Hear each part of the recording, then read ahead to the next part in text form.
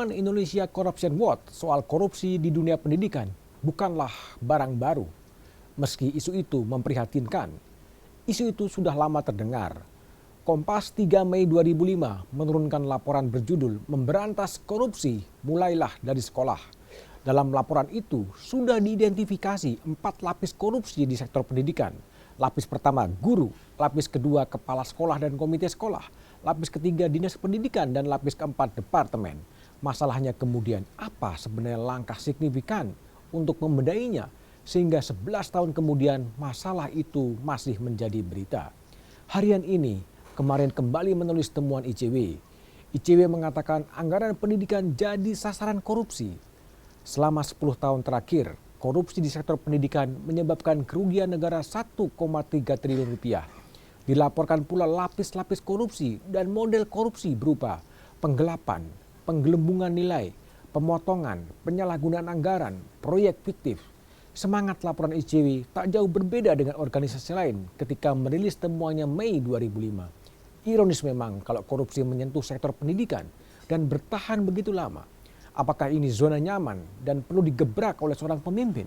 Saatnya Presiden Joko Widodo juga menaruh perhatian terhadap isu korupsi, khususnya di sektor pendidikan. Sama seringnya ketika Presiden berbicara soal infrastruktur. Pendidikan adalah tempat pembentukan karakter manusia Indonesia, termasuk manusia yang anti korupsi. Dalam berbagai diskursus publik, sistem pendidikan diharapkan bisa melahirkan anak-anak Indonesia anti korupsi. Harapan bahwa sektor pendidikan berperan dalam memberantas korupsi tidaklah mengada-ada. Ada pepatah Tiongkok kuno, segala kebaikan dan keburukan berasal dari rumah. Jika kita mau lebarkan sedikit, segala kebaikan dan keburukan berasal dari sekolah. Paling tidak 12 tahun orang berada di sekolah.